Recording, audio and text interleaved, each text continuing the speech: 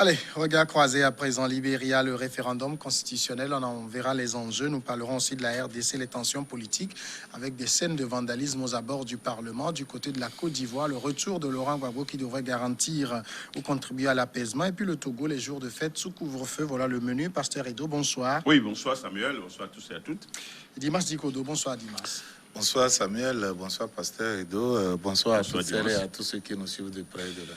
Le Libéria, pour commencer, les électeurs sont aux urnes ce mardi dans le cadre d'un scrutin référendaire couplé à des élections sénatoriales partielles, alors que la polémique sur l'éventualité d'un troisième mandat de George Weah commence à s'enfler dans le pays. Les Libériens votent également dans le même temps pour 15 sénateurs sur 118 candidats, dont seulement 8 femmes issues de différents bords politiques, d'alliances et de candidatures indépendantes. Pasteur Edo, ce scrutin qui, en tout cas ce référendum qui relance la question d'un éventuel troisième mandat pour George Weah. Est-ce que c'est pas un peu prématuré dans la mesure où il n'en a pas encore fini avec le premier? Oui, c'est vraiment prématuré, mais je pense que c'est une mesure de prudence pour les uns, pour les opposants, les adversaires au régime de George Weah, parce que ça se fait déjà sur le continent, dans d'autres pays du continent, donc il faut être avisé. Donc c'est pourquoi déjà ils sont en train de faire cette alerte pour dire que ce référendum constitutionnel cacherait quelque chose qui n'est autre que la volonté, une quelconque volonté pour le président George Weah de faire un troisième mandat, alors qu'il n'en a pas encore fini. Il faut qu'il finisse il faut qu'ils aillent aux élections pour le deuxième mandat avant de parler au troisième mandat. C'est trop prématuré, mais comme je le disais, le syndrome de plus de 2 mandats est en train de gagner le continent, donc surtout dans les pays francophones, les pays anglophones, certaines particularités. Et je pense que c'est ce qui se fait au Ghana et autres. Ça, c'est une particularité.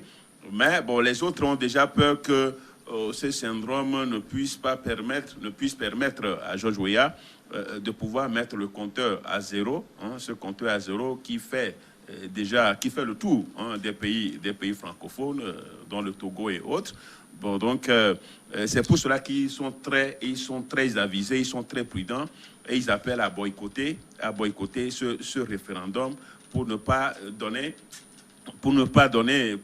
établir peut-être un lien de ce référendum avec ce qu'ils entendent parler le cas du Togo est vraiment différent. Du troisième mandat.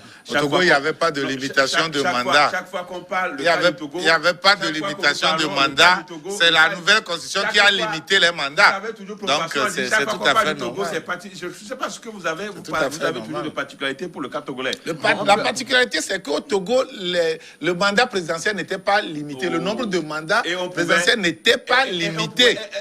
Et le président était élu. Si vous permettez, c'est quoi ce patriotique? Le passeur terminer et puis on va évoluer. De pouvoir faire autrement. Mais comme on veut toujours en faire plus, donc on le fait, il n'y a pas de problème.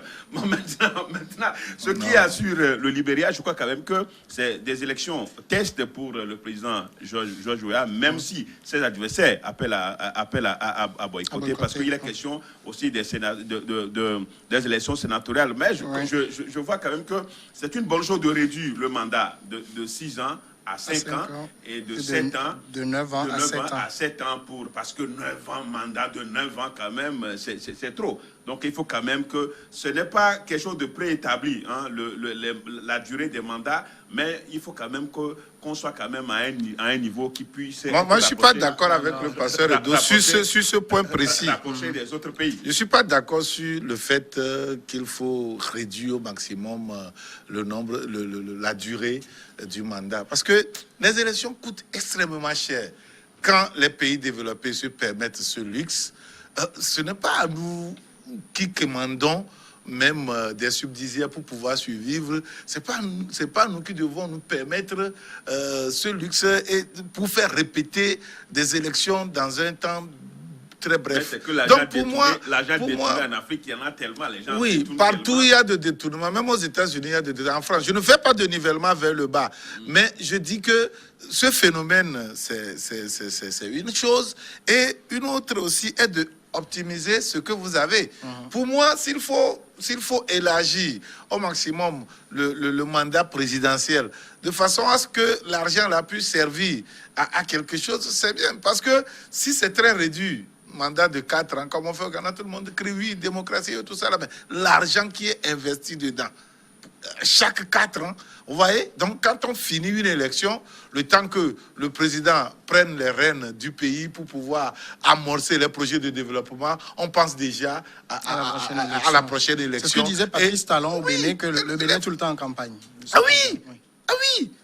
Moi, personnellement, mon point de vue de citoyen, pour moi, s'il faut élargir un tout petit peu, puisque, bon, maintenant, on a vu des pays qui se développent sans question de limiter les mandats ou quoi que ce soit.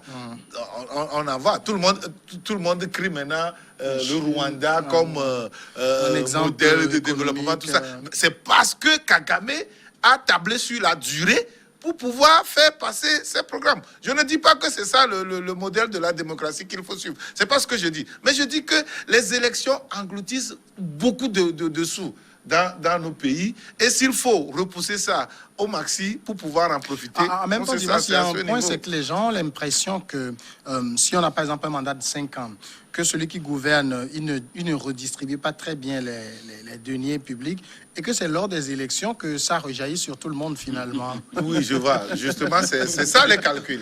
Hein. C'est ça les calculs et c'est ce qui nous amène malheureusement à ça. Je pense que... Pendant 2 semaines, les citoyens en profitent. Comme Talon dit, l'argent qui circulait et ne circule plus. C'est quel argent? C'est l'argent de la corruption.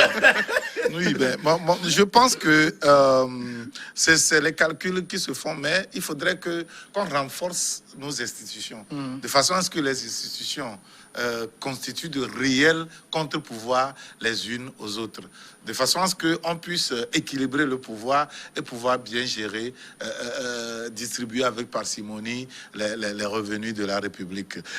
Si nous tablons sur ça, c'est mieux que de tabler sur des rendez-vous électoraux pour en profiter au maxi. Et vous voyez que d'ailleurs, c'est ceux qui sont au pouvoir toujours qui en profitent en ces moments-là.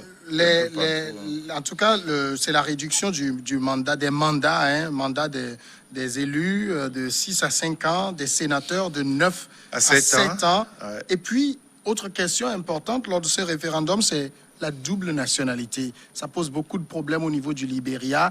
Pour George Weah, il faut que des Libériens puissent prétendre à la double nationalité. Oui, bon, c'est un couteau. Un couteau à double tranchant. Non, mais quelque part, ce qui est important dans la nouvelle disposition constitutionnelle au Libéria, c'est que quiconque est né d'un parent libérien peut prétendre à la nationalité. Ce qui n'était pas le cas jusque-là. Voilà, ce qui n'était pas le cas jusque-là. Je crois que cet aspect est important. Et je crois que nous, au Togo aussi, quand vous êtes né d'un parent togolais, vous êtes togolais.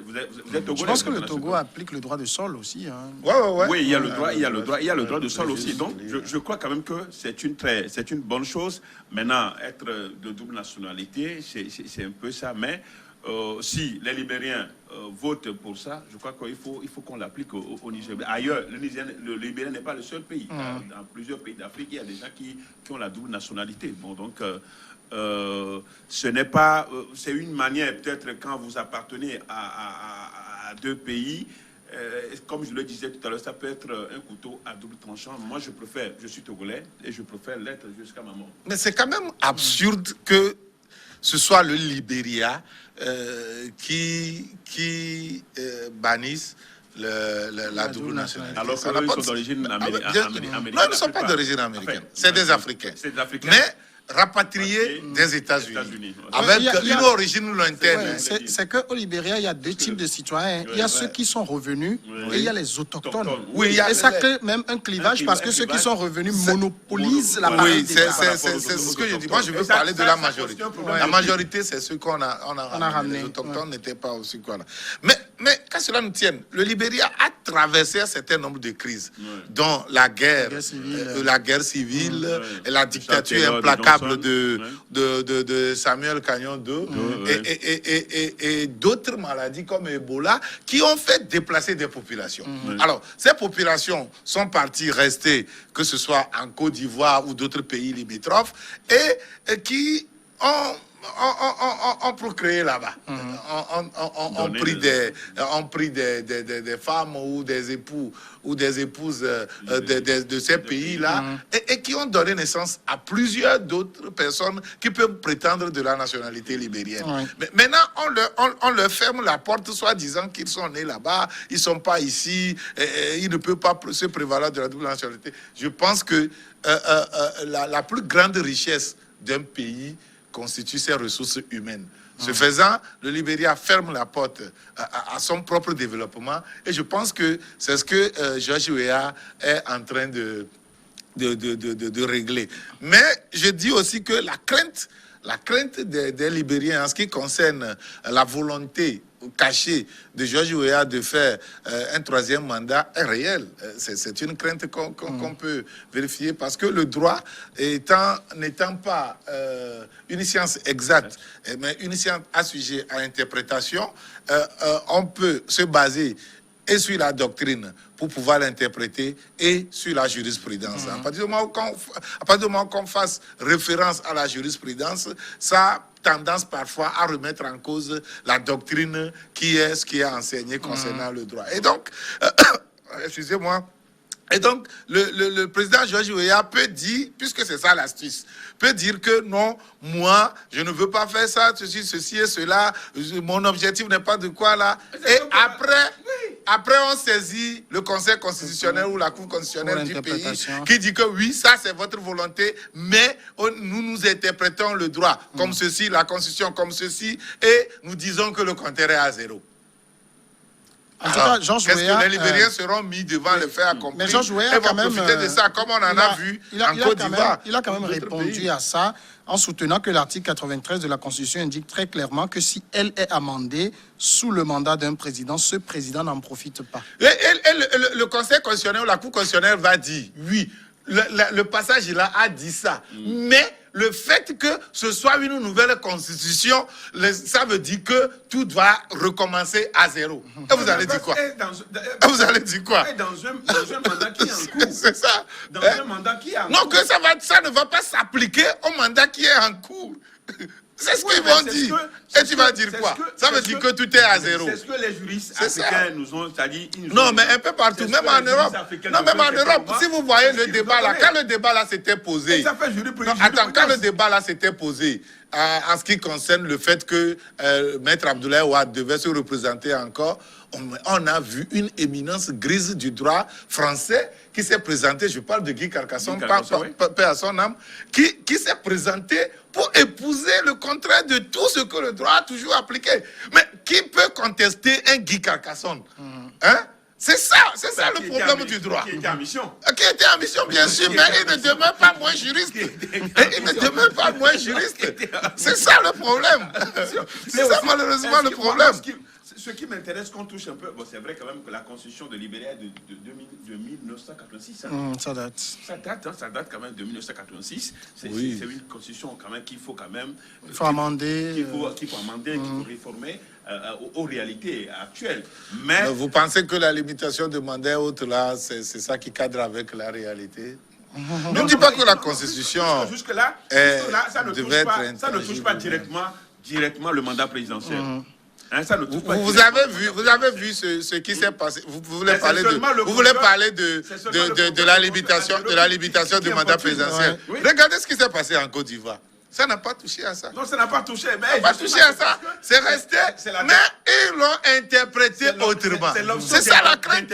Oui, c'est ça. C'est ça la crainte. Qui varie. C'est ça la crainte. Et qui foule du pied la doctrine, ce qui est enseigné.